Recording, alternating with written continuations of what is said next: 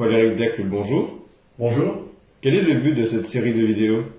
Eh bien écoutez, cette série de vidéos qui s'appelle Carnet de voyage et qui aura lieu plusieurs fois par an a pour objectif de rendre compte à la population de notre action, l'action de la ville d'Amiens, d'Amiens Métropole et du pôle métropolitain du Grand Amiénois en matière touristique. Au regard de la crise sanitaire, économique et sociale que nous traversons, il me paraît important d'informer la population amiénoise, mais aussi toutes celles et tous ceux qui vivent dans le bassin de vie du Grand Amiénois, de ce qui se passe et de ce qui va se passer en matière de tourisme. Quel est le bilan de l'été touristique et quelles sont les perspectives pour l'avenir? Eh bien, c'est évidemment difficile de trouver les mots justes pour qualifier la saison estivale que nous venons de passer, au regard des conditions dans lesquelles nous sommes et de la crise que nous traversons. Mais je crois quand même que l'on peut dire que si le bilan est évidemment contrasté, la ville d'Amiens a su quand même cet été, en juillet-août, tirer son épingle du jeu. Quand on regarde par exemple les balades en barque de l'association de protection de sauvegarde ou du Festival international de jardin, on se rend compte que la fréquentation est à peu près la même à l'été 2020 qu'à l'été dernier. Au Festival de Jardin, ils ont même fait un petit peu mieux. Quand on se penche sur d'autres sites touristiques, comme par exemple le Zoo, on remarque que ce site a même fait mieux que l'été dernier. 26% de personnes en plus, 79 000 personnes contre 62 500. Quant au musée, c'est également une excellente performance.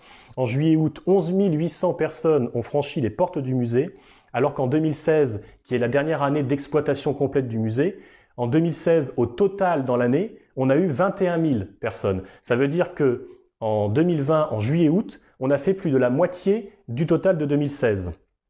Quand on regarde la fréquentation de l'office de tourisme, pareil, on remarque qu'à quelques pourcents près, la fréquentation est à peu près la même, alors que la part de la clientèle étrangère a évidemment fortement chuté.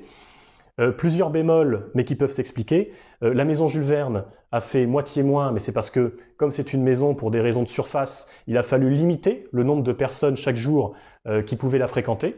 Donc c'est pour ça qu'on a fait beaucoup moins, mais il faut savoir que la plupart du temps, la maison Jules Verne a fait son nombre maximum de personnes possibles au regard des conditions de la crise sanitaire.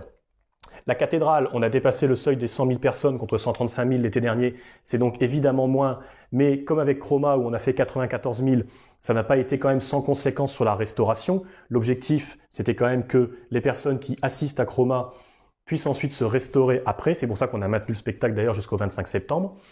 Et donc, le mauvais chiffre de ce bilan estival, c'est sans surprise le camping, puisque le camping, c'est quelque chose qui est fortement fréquenté par les étrangers, à 80%. Et donc, là, forcément, on a eu moitié moins, même plus, de personnes qui ont fréquenté le camping. Donc, c'est, je dirais, le seul site touristique de la ville d'Amiens qui dispose de vraiment de mauvais chiffres.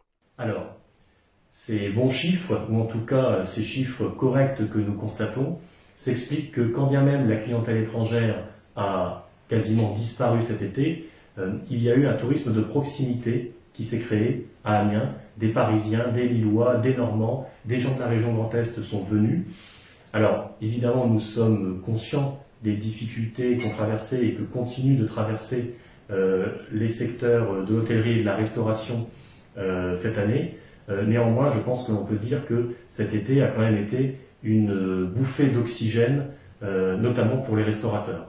De notre côté, la ville d'Amiens, Amiens Métropole et le pôle métropolitain n'ont pas été sans agir. Nous avons fait des campagnes d'affichage pour préparer l'été à Paris, à Lille, à Arras. Nous avons fait venir des revues spécialisées. Nous avons eu droit à des reportages sur Amiens sur TF1 ou sur France 2. On a prolongé le spectacle Chroma jusqu'au 25 septembre pour que celui-ci continue à avoir un effet bénéfique sur la restauration, puisque les gens qui viennent voir le spectacle très souvent vont ensuite se restaurer à Saint-Leu ou en centre-ville. Et nous avons agi aussi de multiples manières, par exemple en exonérant de droits de terrasse les commerçants ou bien en reportant la perception de la taxe de séjour pour la fin d'année et le premier trimestre 2021.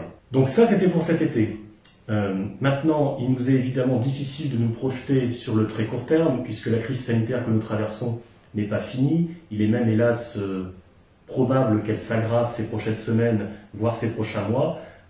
Mais il faut que vous sachiez que la ville d'Amiens, Amiens Métropole et le Grand Amiénois continuent de travailler à l'élaboration d'une stratégie touristique pour ces 5 prochaines années, une stratégie qui, on l'espère, pourra s'appliquer le plus tôt possible, dès que la crise sanitaire sera finie, ou tout du moins résorbée et contrôlée. Donc comme nous travaillons dessus, je ne peux pas faire d'annonce, mais il y a des choses qui tombent sous le sens. La création de parcours touristiques thématiques, par exemple, nous travaillons dessus. La création de passes touristiques permettant à des touristes, mais aussi aux Aménois qui le veulent, moyennant une certaine somme, de profiter de plusieurs activités pendant plusieurs jours. Et évidemment, la valorisation de ce qui fait notre richesse, je pense notamment à Jules Verne et aux ortillonnages. La crise sanitaire économique que nous traversons, nous en avons conscience, aura un impact certain sur ces prochains mois et ces prochaines années, mais nous serons présents pour travailler à l'amélioration de l'attractivité touristique de notre territoire.